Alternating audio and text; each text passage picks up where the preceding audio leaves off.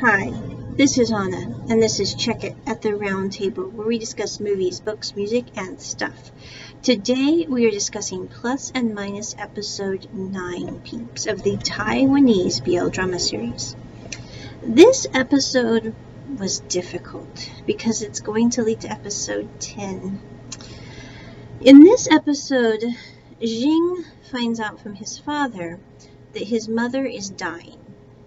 Now, Xing's mother left when he was a very young child, left him, his sister, and his dad, and just went away. Didn't have anything to do with them until now as she's dying. And this makes Jing very upset and disturbed. Now, not entirely she didn't have anything to do with him, because she tried to set him up on these blind dates with, his dad tried to set him up on these blind dates with someone that he was like, his mother knew somehow. And so I guess she did have a little bit of contact with Jing's dad, but that's kind of it. And Jing doesn't really know how to deal with the fact that his mom is dying. And also, at the same time, simultaneously, Jing's dad finds out that Jing is dating Fu Ligong. Now, it's not that Jing was trying to hide his relationship with Fu Ligong from his father. That's not what happened at all. It's kind of different in this case where they had just started dating, so they really hadn't had much of a chance to go and talk with Jing's dad about Jing dating Fu Ligong. But Jing and Fu Ligong go to a movie theater to kind of have a nice little date out, watching a movie off the sitcom, or the series that they were watching at home. And when they come back from the movie, Jing is holding Fu Ligong's hand, and he says, "You know, you were very hesitant, and you waited quite a while to hold my hand since you've liked me for years." And Fu Ligong's like, "Well, we're in public. I don't want to draw too much attention." And so Jing grabs him really close at this time, and he's like, "Well, you don't want attention. I'm just going to really make us have some attention." And it's at that point that Jing's dad and sister see Jing with Fu Ligong. Now, his sister, I don't think she's really that shocked, because I think she's known for a while that Fu liked Jing, and Jing just didn't realize it. But Jing's dad is very upset, and I really get kind of annoyed by parents like this, because they're like, "We want you to have a family and a nice life." And I'm like, what makes it so they can't have a family and a nice life? I mean, it's 2022, peeps. It's not, 1901, and even if it were, there's nothing to say they couldn't have a nice life. So I'm just saying, I think it's kind of zany, in honest opinion. So anyway, Jing's dad is disturbed by the fact that Jing is dating Fu Ligong, not because he has anything against Fu Ligong. I think he likes Fu Ligong as a person, but he's like, if Jing ends up with Fu Ligong, then what about my grandkids, and what about my happy life? Now, I do have to say, I don't really see Jing really caring whether or not he has kids. I don't see that being a huge consideration for him, simply because I think he would be worried about being a parent, given the fact that his mom left him, and that kind of has traumatized him quite a bit in his life. Now, Fu Ligong, I see him wanting kids, being happy with kids, and eventually Jing would be okay with that. So anyway, we don't know. We haven't had a sequel yet, so no idea yet. But at this point, Jing's dad's like, what about you having a happy life? What about you having basically a cookie cutter life like everyone else, like your mother would have wanted you to have, and she's dying now. You really need to think about this. And in the middle of all this contortion, as it were, is Fu Ligong. And I think, by the end of this episode, and especially in episode 10, people were really mad at Fu Ligong in the comments on, like, Vicky Rukaton, for example, or YouTube. They were like, Fu Ligong is going to dump Jing, and that is so wrong of him. It's so unkind. He really, really needs to apologize. And I'm going, Fu Ligong is doing exactly what any thoughtful humanoid who would think this through to the nth degree would do. Not because he doesn't care for Jing, but because he does, and he doesn't want Jing to be inconvenienced in any way. I think that For those of us who overthink things to the nth degree, dating is extremely problematic because we're constantly thinking about the best for that other person and we want to protect them from harm, and in so doing we overthink things and we try to figure out everything that could possibly go wrong, and you can't ever do that. So it's kind of one of those catch-22 things where you're damned if you do and damned if you don't. And in this case, Fu Gong is there for Jing, and I think that this episode really showed how thoughtful Fu Gong was. Because like when Jing was sitting there on the couch, completely like cuddling up his pillow and stressed because his mom is dying and he doesn't want to do the wrong thing as her son, but he really doesn't know what the right thing as her son is to do since she walked out of his life and had nothing to do with him. And he's like, I don't want to make my dad mad, and I don't want to make my mom wasn't there for me. So what do I do? And I love what Fu Gong does, because he just comes up and he sits on the floor beside Jing in this one scene as Jing's on the couch holding a pillow. And then he kind of sets up just a little bit from the floor and he takes the pillow out of Jing's clutches, and then he grabs Jing's hands and puts them around his waist and he says, I'm always going to be here for you. And the thing I think you need to realize, Jing, is even if people are madder than hell at one another, basically, I mean, Fu doesn't say this, I do because of where I came from, they will still at the very end, if they love each other, that will dissipate. They won't be thinking of all the anger they had toward each other. They will instead be thinking of the fact that I love this person. That's what they'll remember at the very end of everything. Even if they spent their years apart, even if they were mad at one another, they're not going to remember that. They're going to remember the fact that they love this person. And then he says, I'm always going to be there for you. I'm always going to be here for you, Jing. And I think, in a way, the reason that Fu Gong does what he does in episode 10, which is coming up, is because of what he says in this one scene. Because he says, I'm always going to be there for you. And what I think happens for Fu Gong, and again, this is just Anna's opinion watching the drama series several times, but anyway, is he's sitting there going, the best way for me to be there for Jing is to make sure Jing can keep his dad happy and his relationship with his dad and his sister, because they are his family. And if that means I can't be his person, then I'm going to bear the brunt of that. I'm going to be the one who isn't in his life romantically, so that he can be having that relationship with his family, because family is extremely important. And I think that it reminds me of Tutor and Fighter in What Are You, which I thought was a really dreadful series and very poorly made. No offense to anyone who likes that series, but Tutor and Fighter, the one thing that I did like about that series is they were a great couple. If something came up, they were Johnny on the spot for one another, which you never see in couples in real life. Usually it's like something bad happens and one person will be there for the other, but when something bad happens to the other person is probably not going to be there for them in the same way that they were there for them. Not to be bad, it's like usually one person is more active in the relationship than the other, which is, I think, very unbalanced. But, whatever works for people.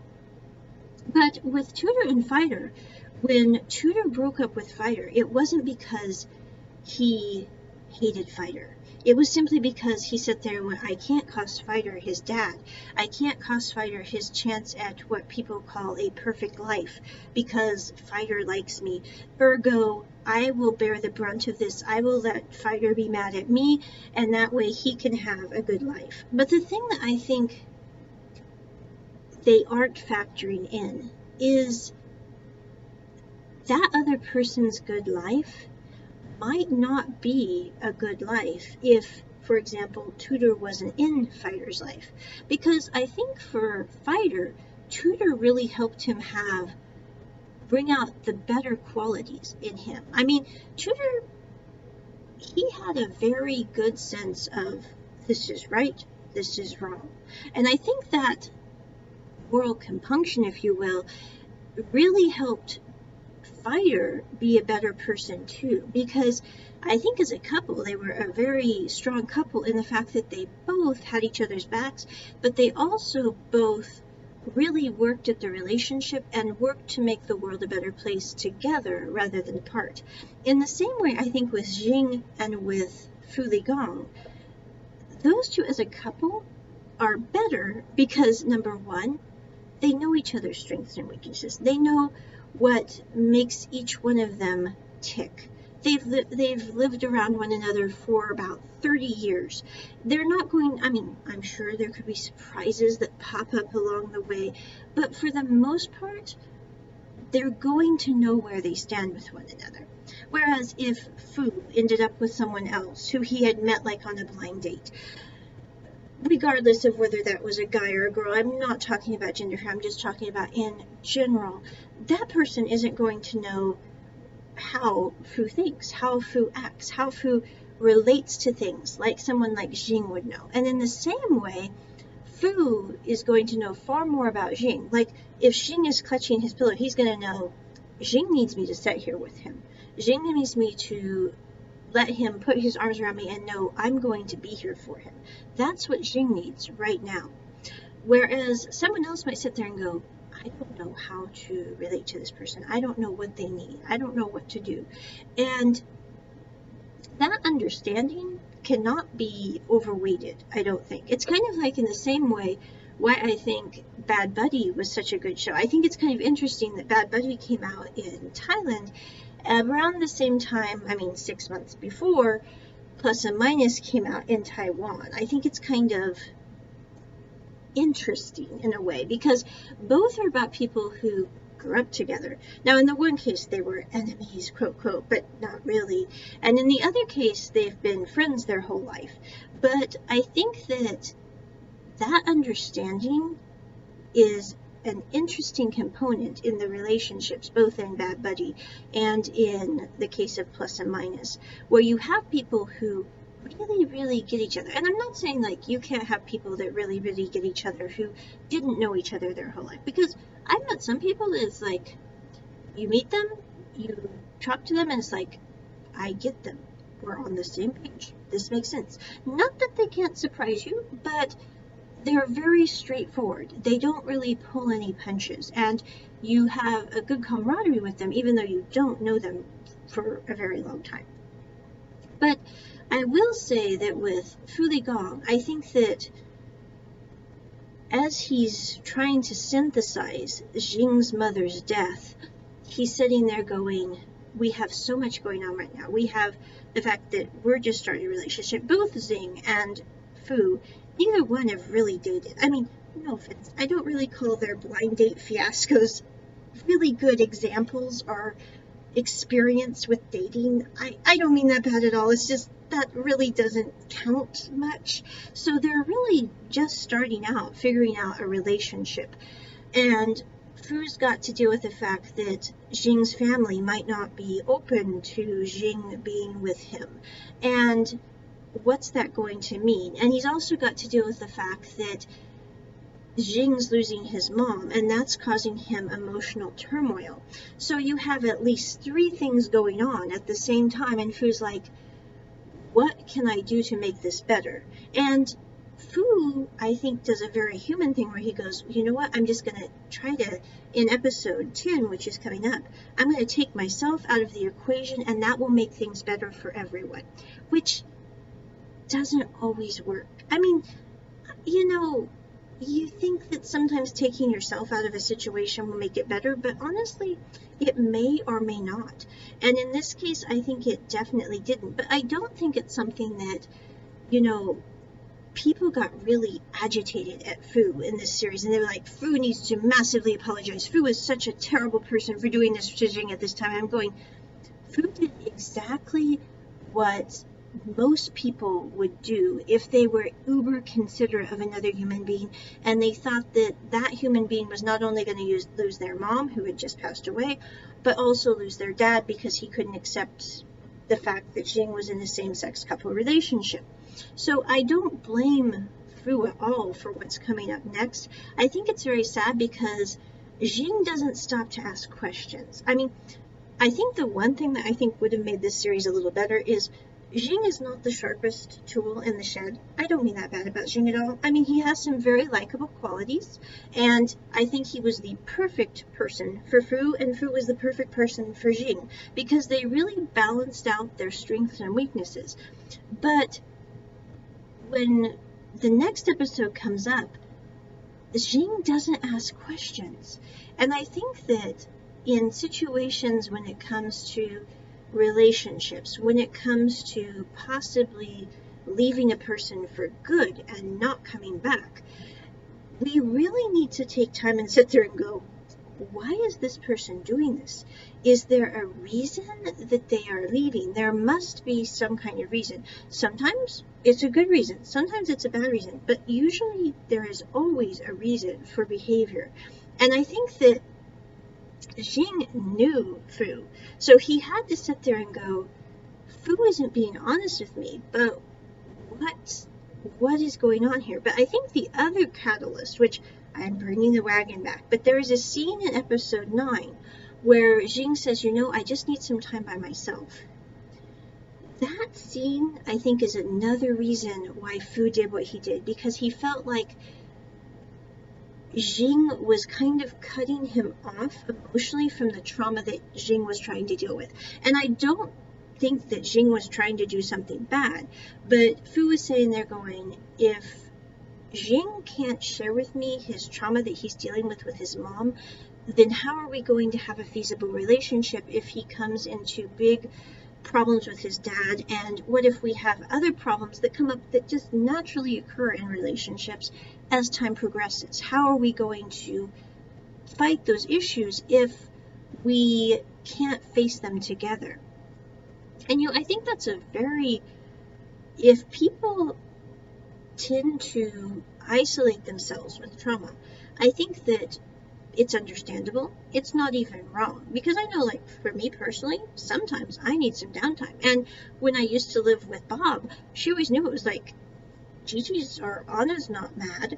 Onna just needs a little time to decompress, and then she will come out and watch The Big Bang Theory, like, ad infinitum. But she needs a little bit of time just to take for herself, and that's okay. But I think that you have to have a relationship with people where they know that you're not isolating yourself from them. You just need a little time to decompress and process, and then you will be out and about and all that, which Fu didn't quite get with Jing. And Jing really, I think he tried to, close that breach up when he came back home that night to Fu's place, and he said, basically, I don't remember if he apologized, but basically, I'm sorry I did that. And Fu was like, I really didn't know how to reach you when you said you needed time by yourself. I thought maybe, you were cutting yourself off from me. And I think that also played a part in what happens with Fu in this next episode. And that is my review of episode 9 of Plus and Minus. Check it at the round table. Bye!